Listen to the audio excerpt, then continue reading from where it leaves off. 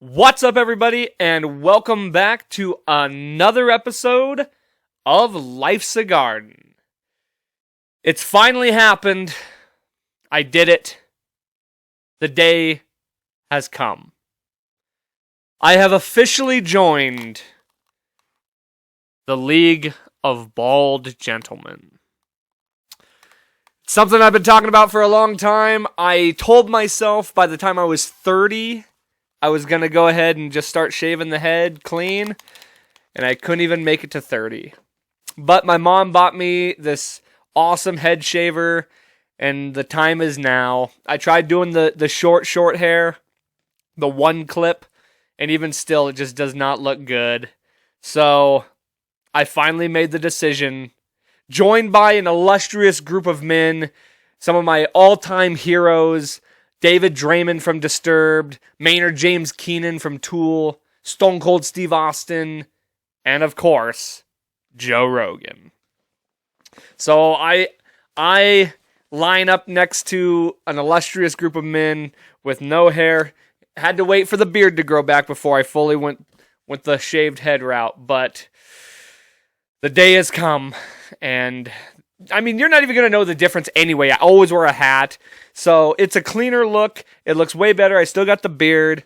And I always wear the hat anyway. So who gives a shit? Right? Am I right? Also, I want to start off by mentioning this as well. I told you at the LAG Awards episode that we were going to start doing ads. Well, you may have noticed there haven't been any ads.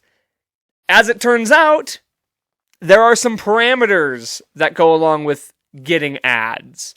The biggest of which, an audience. Which makes sense. The advertisers want to know that there's going to be people hearing their ads. They're not just going to pay any Joe Blow.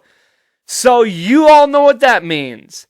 Please subscribe to the YouTube channel. If you don't follow me on Spotify or Apple Podcasts yet, please follow. Even if you don't listen, it's a big help. If you don't watch on YouTube, subscribe to the YouTube. And most importantly, invite people. Ask your friends. I mean, even if they don't watch, the subs help out so much. So please, if you would do me that favor, go subscribe, invite your friends, do all that. Let's boost those numbers up because, unfortunately, that's the only way I'm going to get advertising. But anyway, nonetheless, thank you guys so much for joining me. Thank you to those who have been subscribers and who are all longtime loyal fans. We're going to get into a good one this week, so stick around. It's episode 134 of Life's a Garden.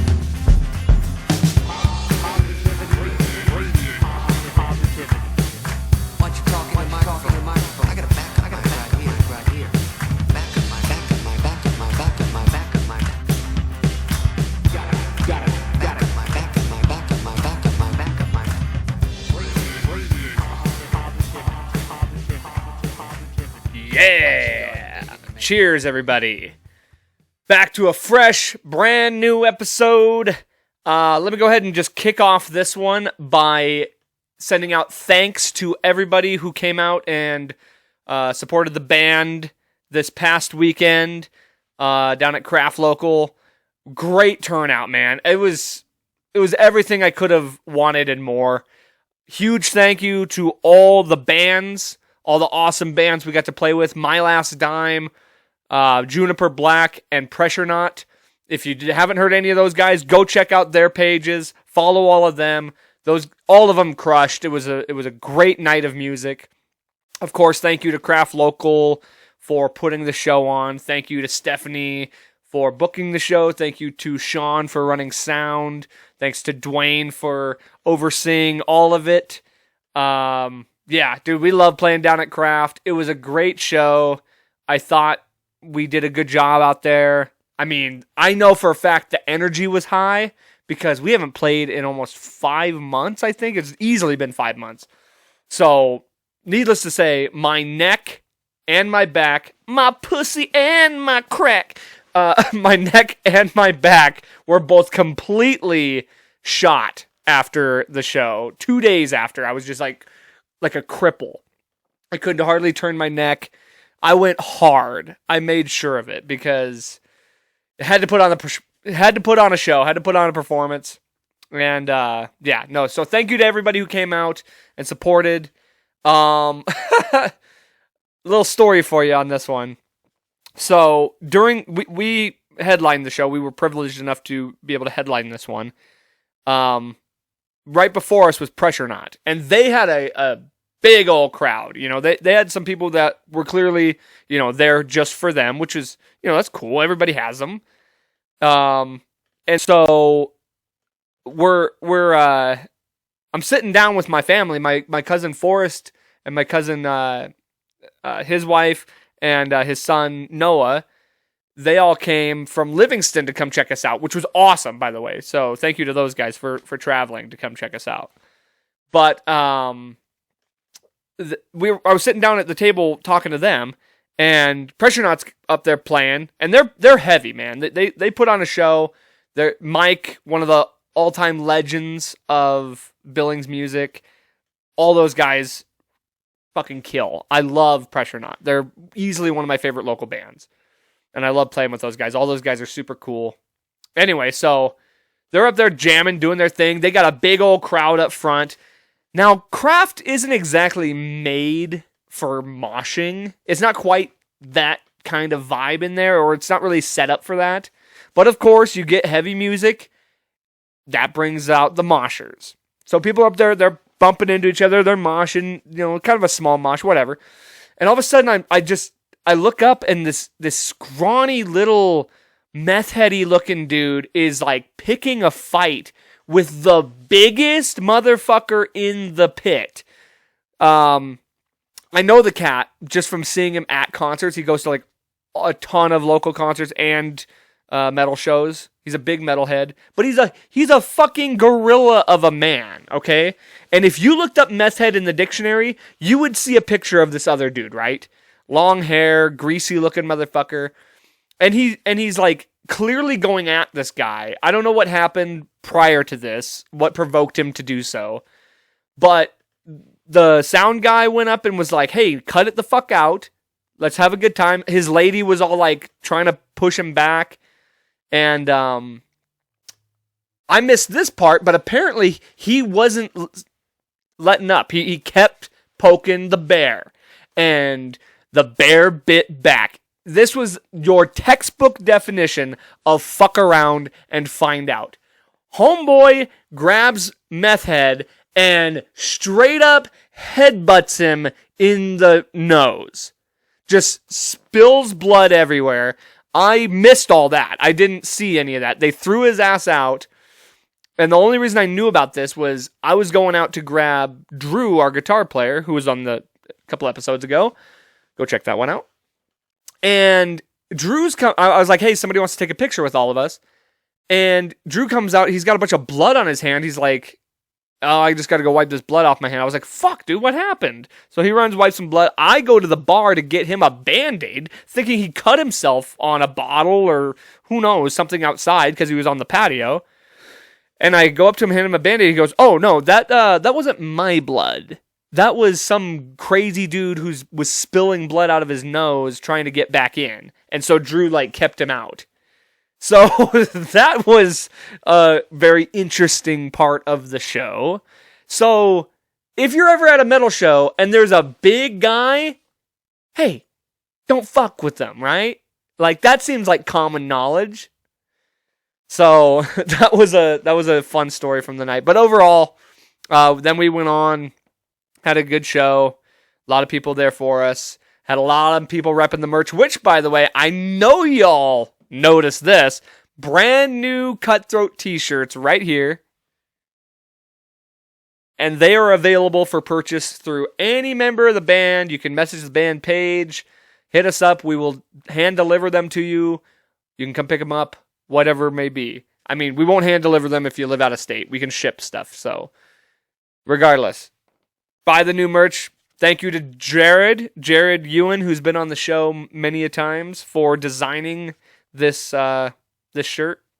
I absolutely love it. It's one of my favorites, and it's the tri-blend material, so it's super soft. The other stuff, the other shirts we had, we kind of went with the basic shirt, which is fine. But these, man, ooh, they are comfy. Just sticking to the show aspect, to the so first and foremost, I just want to make this very clear. What I'm about to say has absolutely nothing to do with the show we played at all. It just made me think about this. This is something that I've thought about for years. Okay, this has been stuck in my craw since I was in my previous bands. This has been something that I have held on, that's stuck in my mind for a very long time. So like I said, this has nothing to do with the show we just played. But some things that happened at that show, like no specifics, definitely nobody from any of the bands, definitely nobody from Craft Local, okay? Maybe just some crowd members made me think of this, okay? And honestly, maybe not. But I gotta get this off my chest, alright? So being part of the metal community, being a metalhead myself, metal in itself, for those of you that don't know, is a very broad term, okay? When you say metal, or I guess rock is different, but when you say metal, it's a very broad term that encompasses many subgenres of that type of music, okay? You got nu metal, you've got power metal, you've got hair metal, heavy metal, 80s metal, the list goes on, right? And then you have like death metal and grind metal, the really, really heavy stuff, right? The list goes on. There's so many subgenres of metal in itself. For me, I'm a metalhead who can appreciate and enjoy multiple subgenres of metal, right? There's a certain community of metalheads who certainly prefer more of the heavy stuff. The screaming, the guttural, the very, heavy jun jun jun jun jun. And that's fine. There's nothing inherently wrong with that.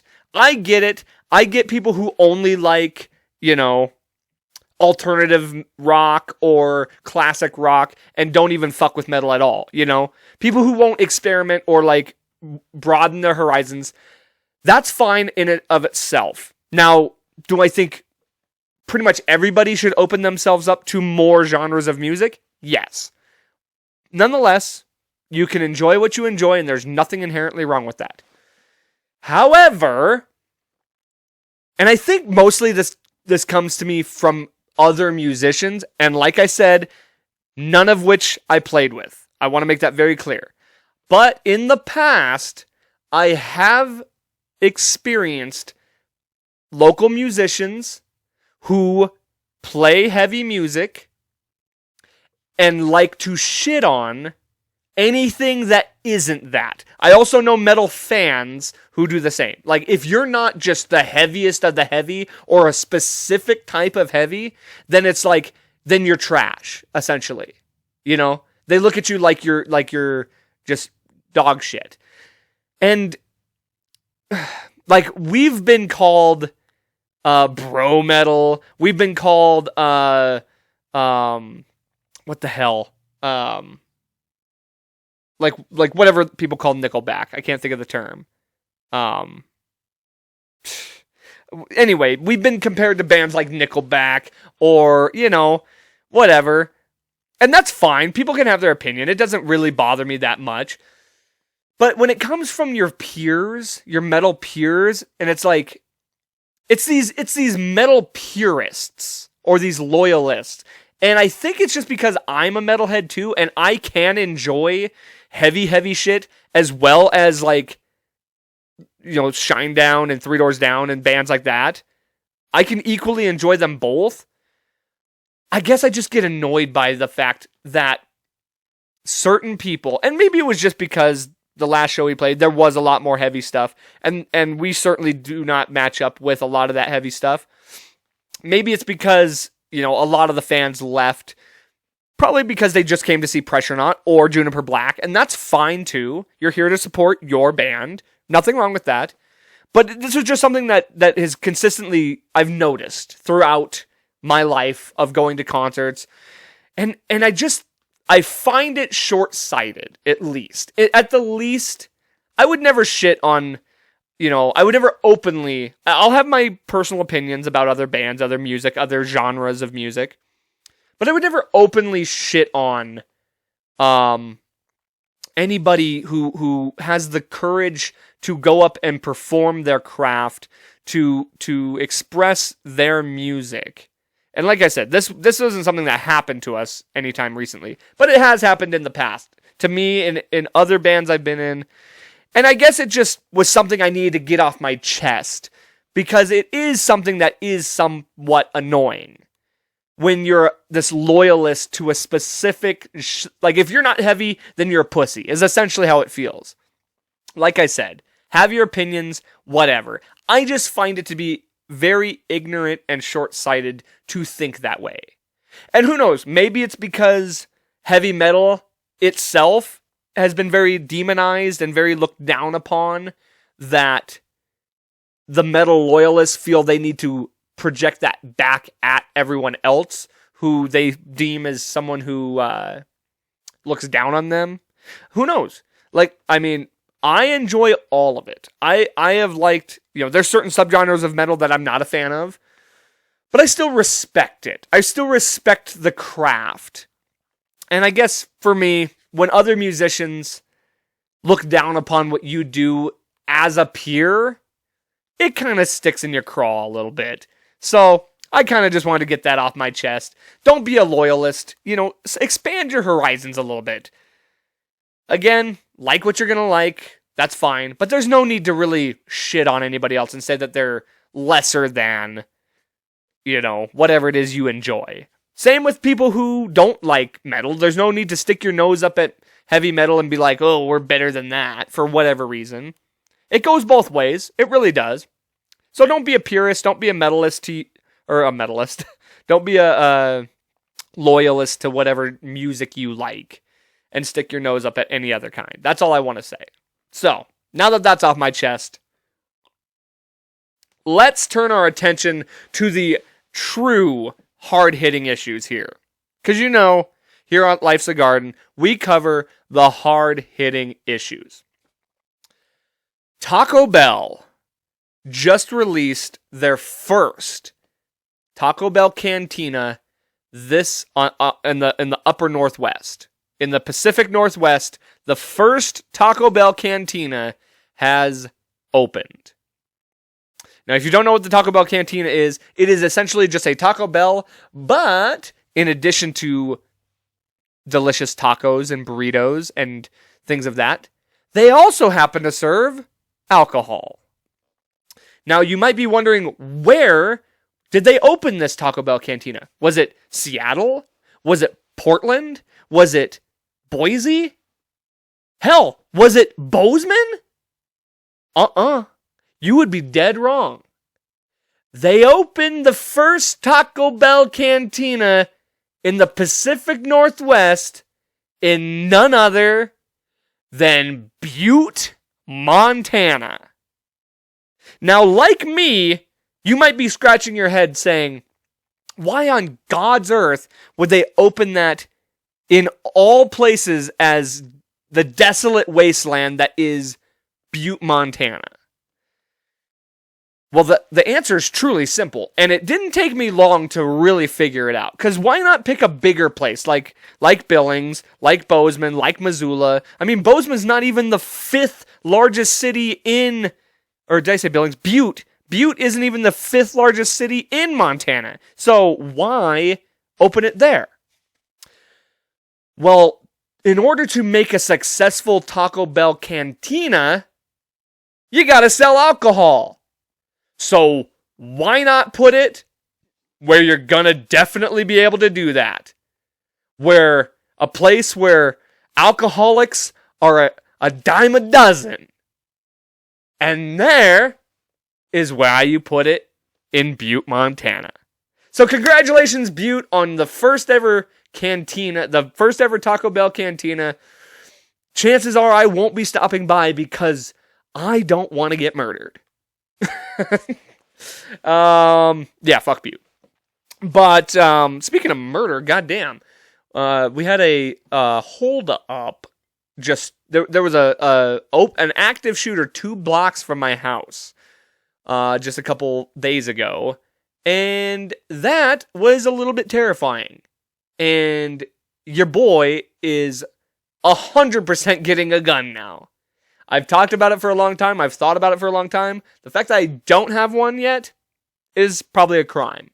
So, with my tax return, first thing I'm doing, getting me a gun.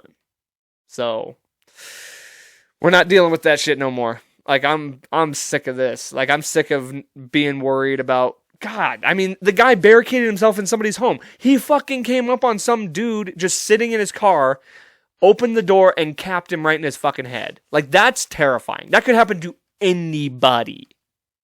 That guy just so happened to be sitting in his car at that moment that some psychopath, who I hope fucking rots in hell, just comes up and takes somebody's life. Like, that's so fucked. I hate that stuff, man. For what? Like, for what? So senseless. Also, okay, so here's another thing. Jeremy Renner, who you may know as Hawkeye in the Marvel series. Hawkeye being the bow and arrow hero, right? Jeremy Renner got run over by a snowplow and was in critical condition, almost lost one of his legs, and I saw a picture of him. Sounds like he's doing all right. He's doing fine now. But what the hell? Like, Hawkeye got run over by a snowplow. What? How do you even get run over by a snowplow in the first place? And I guess there was some malfunction. Like, there was something supposed to like be able to, like a safety mechanism that didn't work. I'm not entirely sure. From what I understand, he was plowing his local road, which I don't even know why he's living in a place that's not California if you're an actor. Actually, scratch that. I completely understand why you wouldn't want to live in California. But, nonetheless. So yeah. Hawkeye. Is it fair to say that, in this case, Hawkeye almost became Legolas?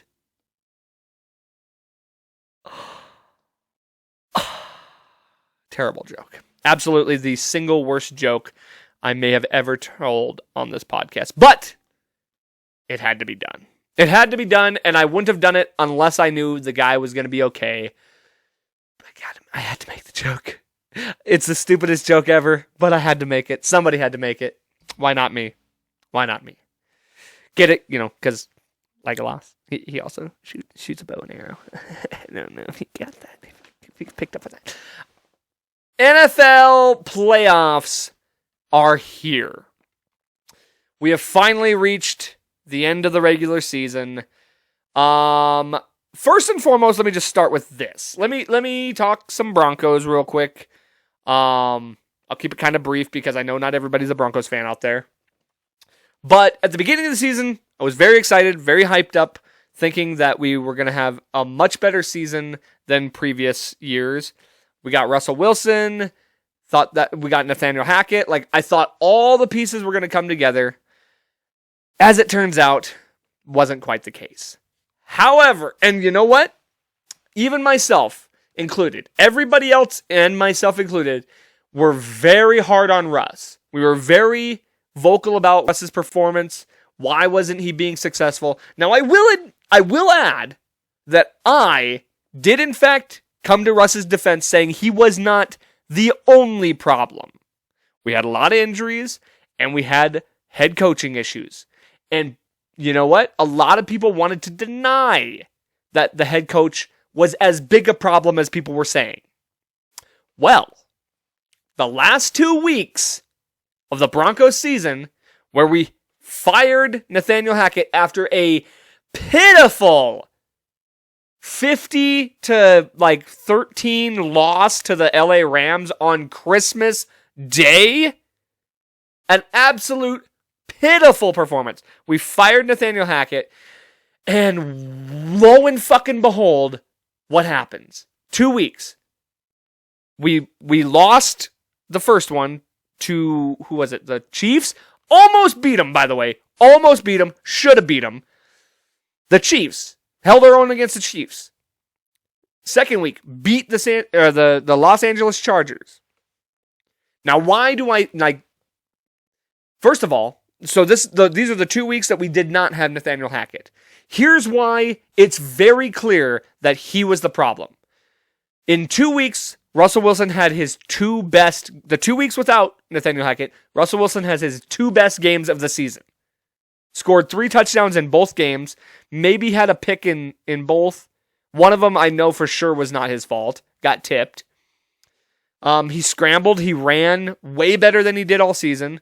The O-line and the special teams both the coordinators for those positions fired, and both positions began playing much better.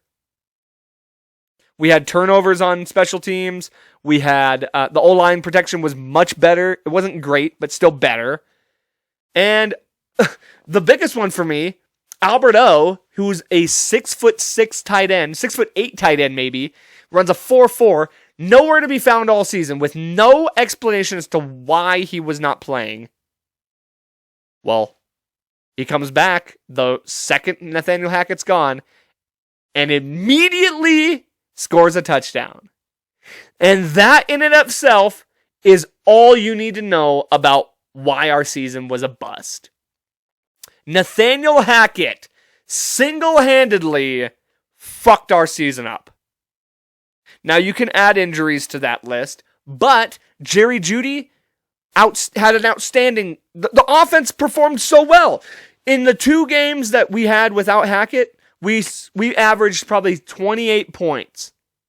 In all the previous games combined, we maybe averaged 16 points a game. That is a huge difference. Russ had more touchdowns in 2 weeks than he did in 6. What does that tell you?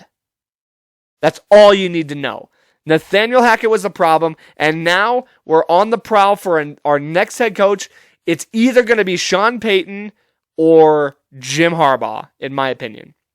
I think Jim Harbaugh is more likely the scenario, and I'm fine with either of them, honestly. Jim Harbaugh has turned around every program he's gone to.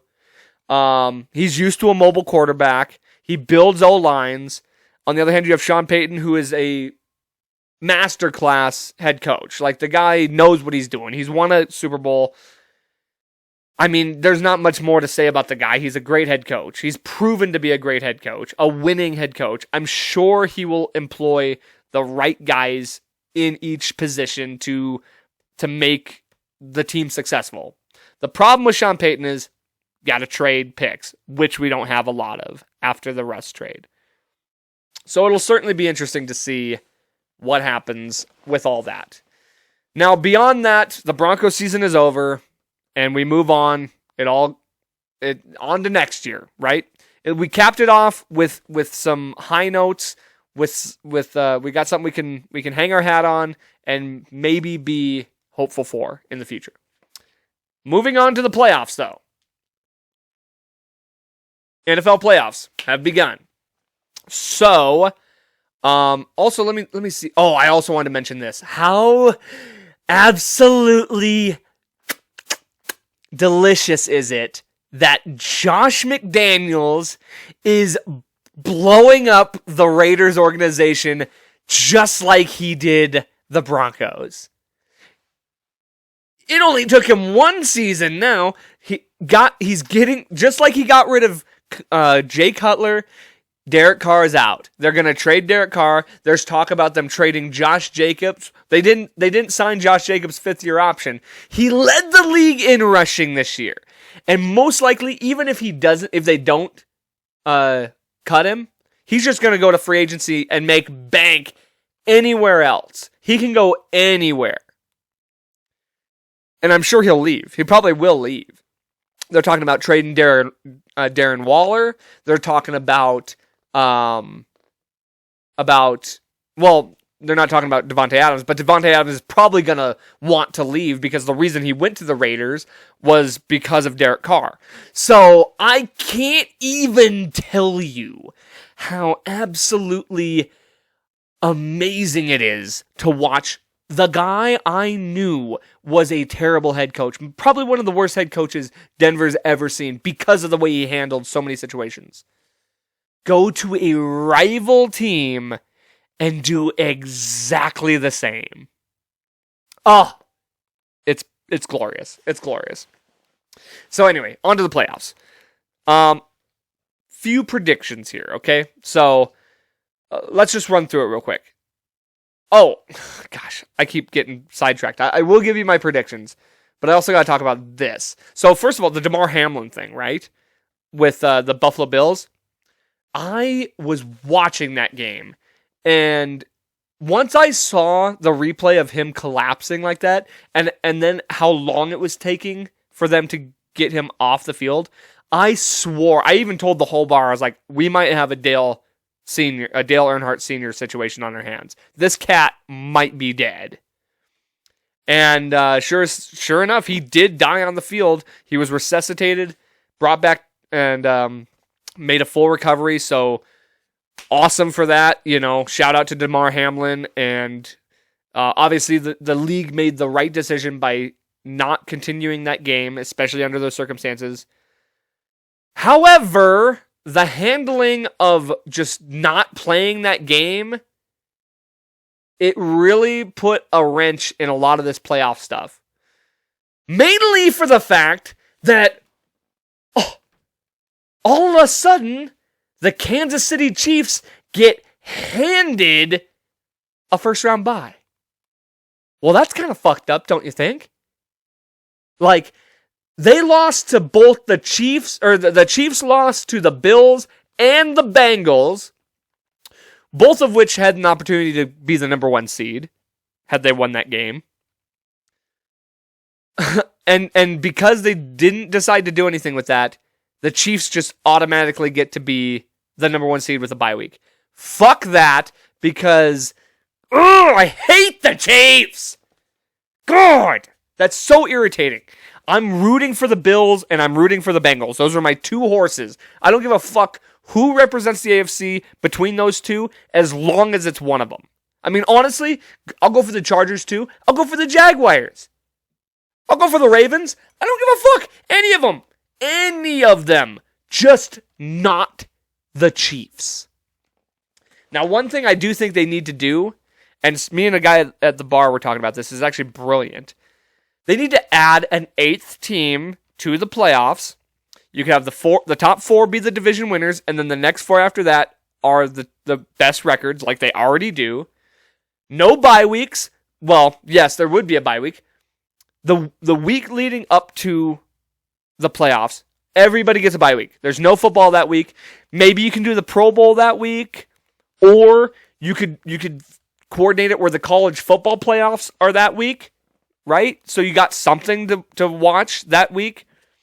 All the teams get bye weeks, and then you play the playoffs. No first round bye. Everybody plays the first round, and so on and so forth. 8 teams. Why not? Everyone else does 8 teams. Hockey, basketball, baseball doesn't, but baseball's fucking retarded. So, but yes, That would have solved all this, because if you had that bye week, you could have played the game during the bye week. They wouldn't have gotten the bye week, but it still would have changed a lot of stuff. It would have been made for big stakes in this playoffs. Plus, if you ever had to postpone any other game, you could just divert it to the end of the season like that. I don't know. That's just me. I'm pissed off about it. I'm glad the league decided to postpone that game. I wish they would have figured something better out. But now if Buffalo plays Kansas City in the AFC Championship game, it'll be played in Atlanta. It'll be played at a neutral site, which is a decent compromise, I suppose. But, and in my opinion, it's gonna be one of those 3 teams. The Chiefs, the Bills, or the Bengals. One of those three teams will represent the AFC in the Super Bowl. And on the NFC, I pretty much just got it down to I think it's going to be the Niners going to the Super Bowl. But the Niners and the Eagles would be my two picks for the NFC.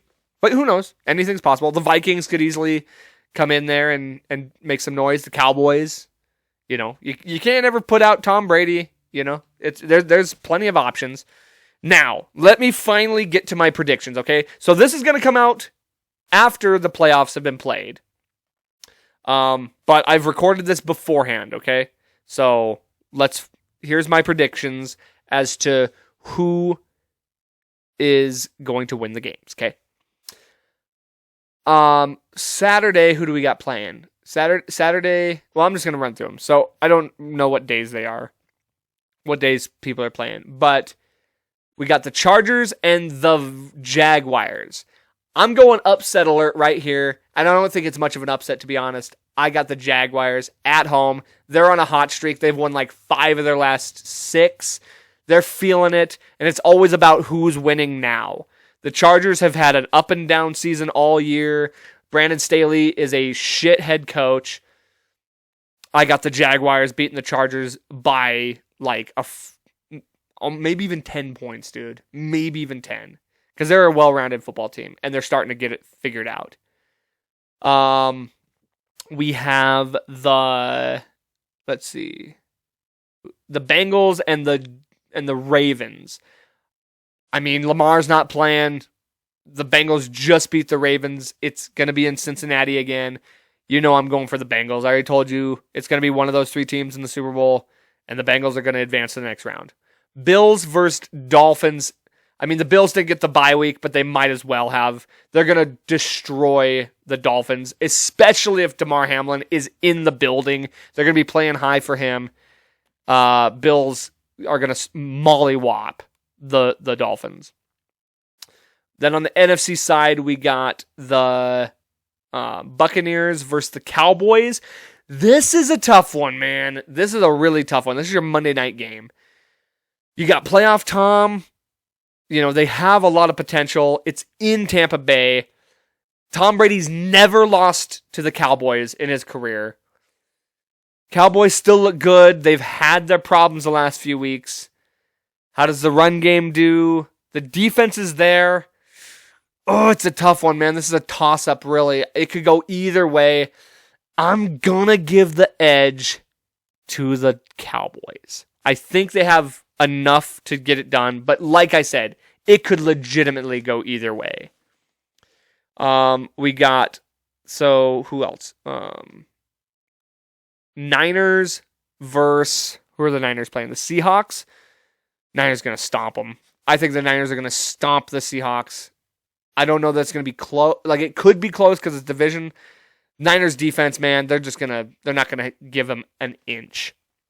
And then, last but not least, we have the Vikings versus the Giants. And this could be a good game. This actually could be an upset by the Giants, I think. It wouldn't completely shock me, but I'm going to give it to the Vikings. I do think, it's at home. I think they got enough firepower with Justin Jefferson and Adam Thielen, Dalvin Cook. I think Kirk Cousins has a lot to prove. They're going to get it done. And that's my predictions for the games this weekend. And now that you know, maybe I'll win because your boy's back on the betting pool. I said I was done with NFL betting, but it's playoff time, and I got to get in on the action. I'm betting 5 out of the 6. The one I'm not betting on is the Cowboys and Bucks because it's so close I can't even call it. I'll bet on the other 5 though, and my bets. My predictions on those. So yeah, playoff football, gotta love it. It's kind of a relief when it's such a stressful time when the Broncos are in the playoffs. It's kind of a relief when I can put it in some other team's hands. And if they lose, I'm not that heartbroken. If the Broncos lose, it hurts. It hurts so bad, especially in the playoffs. I wouldn't know, though. It's been 7 years since I got to feel that. So maybe next year. All right. So last topic of the day that I want to touch on. During Christmas week, my buddy Pal, who you recognize, he's been on the show many a times, he came to town and kind of opened my eyes to something, all right? So, as it turns out, now you might be shocked by this, I have some deep-seated daddy issues. Now, I don't like using the term daddy issues because it makes me sound like a teenage goth girl who likes to cut themselves. Nonetheless, it's the only way I can really it's the only way to properly describe it. I have deep-seated daddy issues. Now, that realistically should not come to surprise to anybody if you know my story, if you know my history.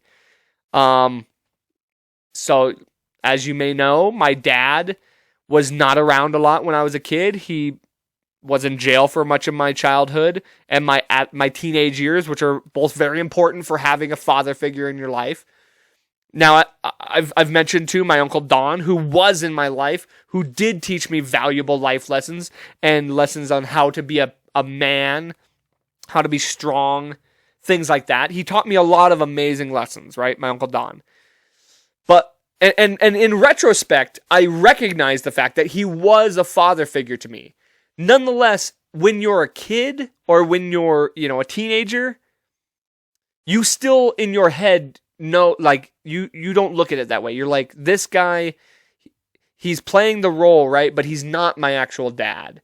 And you're not getting that connection, right? You're not making that connection as a kid.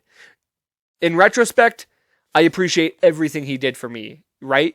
And of course, I got to have, a better relationship with my actual dad later on in life. But nonetheless, I shouldn't say I have daddy issues because I'm over it. I've moved past all that. But it's interesting to find out that you did when you were a kid. Like, it's so obvious that I would have. And you know what? I think a lot of that shit, and this is no disrespect to either of my biological dad or my Uncle Don. This is no disrespect to them. But the lack of having that in my life definitely altered the course of certain things that I think and feel. For sure. There's no doubt about it. Maybe by the way I interact with women or by the way who knows? Who knows what all played out in that? But here, let me explain to you how this came to light for me. Because it's very interesting, okay? So it all started when me and Pal went to church on Christmas Eve. The pastor was talking about the relationship between father and son because God gave his son to humanity to die for us. And there was this whole thing about the father-son relationship. The pastor even went in talking about, how it's a very common theme to have either an absent father or a neglectful father or some kind of an issue like that, right? And me and Pal, I don't think has ever known his dad, right? So I'm sitting here with Pal and we're both kind of feeling that same thing. Well, the next day I brought it up to Pal. We're talking, I was just talking about how I felt in that moment and how that really spoke to me in that moment. And he starts going on about God damn it. I hate when that happens. He's going on about how he thinks the reason he connects with certain movies, because he's a big movie buff. We were talking about movies all night. He said the reason he thinks he connects with certain movies and has a certain love of specific movies is because of that longing for a father as a kid, right? He brought up the Goofy movie. He's like, the Goofy movie is one of my all-time favorites. And he knows I like the Goofy movie a lot, right? It's one of my all-time favorite Disney movies. I love the soundtrack, all about it, And he's like, that movie is literally about the relationship between a father and a son. And I'm sitting here like, holy shit, dude. My favorite movie is Big Daddy. That's literally my all-time favorite comedy movie, is Big Daddy. I mean, it's in the title. It doesn't get more cut and dry than that. That's literally what the movie is about the relationship between a father and son. And then I start thinking about all these, like Goofy movie for sure. If we're going to stick to the Disney theme, my top favorite Disney movies, I'm about to sneeze. That might be it. It always comes in threes. Always comes in threes, baby. You know, three's my lucky number, so I gotta sneeze in threes. Sorry about that, excuse me. My top favorite Disney movies are literally... So, Aladdin, you can't really make the connection with the father thing there, but he's a poor kid, you know, longing for something greater than that. I experienced that when I was a kid. But then you got Hercules. Literally, the movie is about a boy. Now, I thought most of these movies were because the protagonist was a male, and I just connected to that. That's partially true. But Hercules, the movie is about a boy trying to find his family, trying to like reconnect with his family, mainly one of which, his father, Zeus. Lion King.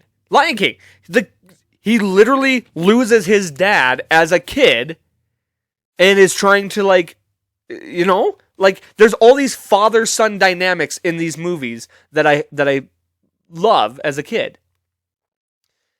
And so I'm like, holy shit, dude, you just opened my eyes to some crazy shit right there. I mean, isn't that bizarre? It was just one of those things that like I never thought about. I never really like took the time to think about. And when he said that, I was just like, it clicked. I was just like, dude, my favorite fucking movie is Big Daddy. Like, that is crazy. And it makes sense, you know? Like, I was a young kid between the ages of 8 and 18, and I never really had that bond. Granted, I did have something, so I didn't have nothing, which was nice.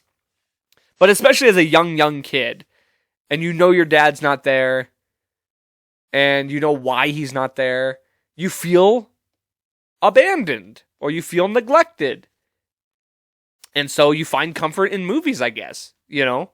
That's apparently why I connected to some of these movies. It's crazy, to be honest. Like, when he said that, it blew my mind. That was just in my head without even thinking about it. Like, it never registered to me. That's why those movies might have been connective or enjoyable for me, or why I would have sought those movies out. So, there you have it. There you have it right there. I thought that was just an interesting thing. And it's like, with that, though, because I've thought a lot about that. With all that, the reason it's not something that's still prevalent to me is obviously I grew up and I found my way on my own, and I learned to adapt to certain things by myself or without that, or later on I got a little bit of that. But when it comes to that stuff, you gotta let it go.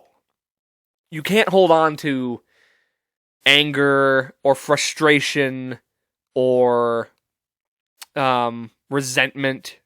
You can't hold on to that because it'll poison you, or you'll just live with this anger, you know, and it's not good. You'll live with resentment, and you don't want that. You got to let it go. You got to let things go. And it's like, one thing I thought about too is, man, I I want to allow myself to feel things more. I've always thought, especially as a man, and maybe it's this might go back to being, to having that longing for a father. I always, I was never open to my feelings. I never wanted to show my feelings. I never wanted to express myself. And I want to be able to do that more. I want to be able to feel things and enjoy things, express my emotion, express my feelings, and not feel bad about that. And I don't think anybody would think that way. It's just that's where I've put myself mentally, is that's how people would think. But that's a goal of mine moving forward in my life, is to feel things more. And just to let the past go. You have to let the past go. You can't hang on to the things that you regret. You can't hold on to the things that you are resentful about, or the things that you have a grudge about. You can't hold on to that stuff. It's going to consume you, and it's going to dictate the way that you lead the rest of your life. And you don't want that, Here's a great example. Here, and this isn't going to make a lot of sense to anybody who doesn't know this reference, but I get this reference really well. So if you don't, I apologize, but I got to speak from my heart and what I know. So if you understand this, is going to mean a lot. In Dragon Ball Z, Gohan, when it's in the Cell Saga, when Gohan is going to fight Cell, his whole life he's had this power, this hidden power within him, but he's always held it back, whether it was because of fear or because of whatever, fear, his family, the safety of his friends, whatever it was he always held back his power, his ultimate power. And a dying Android 16 looks up at him and says, "Let it go." He goes, anything that you're feeling right now in this moment, whatever it is that's holding you back, whatever it is that you've experienced in the past, whatever it is that you are afraid of, let it go. With tears in his eyes, and then Android 16 dies, and Gohan does just that. He lets it go. And by doing so, he unlocks his ultimate power. So, in that reference, what I'm trying to tell you is if you let it go, you can unlock so much potential. You can unlock your ultimate power. So, let the past go. Let your fear go. And you will unlock. You'll unlock some special shit. You'll unlock your potential. And who had bigger daddy issues than Gohan? You got me! Another thing. Literally another thing from my childhood. Goku might be one of the worst fathers in the history of fatherhood. Gohan had the biggest daddy issues. His dad died. He came back. He was never around. Always out fighting.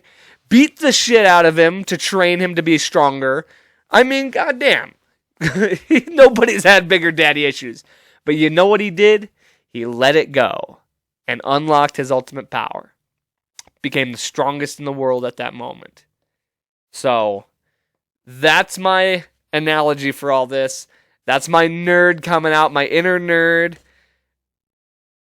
If you don't know that reference, then I feel bad for you, honestly, because that is some of the best storytelling in the history of anything, whether it's anime or just anything. I absolutely love Dragon Ball Z, and I thought that was a decent reference, so fuck y'all if you don't get it. That's going to do it for us this week. Thank you all so much. I truly appreciate you stopping by. Please, don't forget, subscribe, follow on Apple Podcasts, Spotify, Stitcher, whatever you get your podcasts on. Follow on there. All those numbers add up. Subscribe to the YouTube channel. Helps us out a lot. Let's get those numbers up because then your boy can get advertisers and start making some cashola doing this. Otherwise, hey, maybe I'll go to a Patreon or something like that. Maybe I'll have some kind of a donation thing.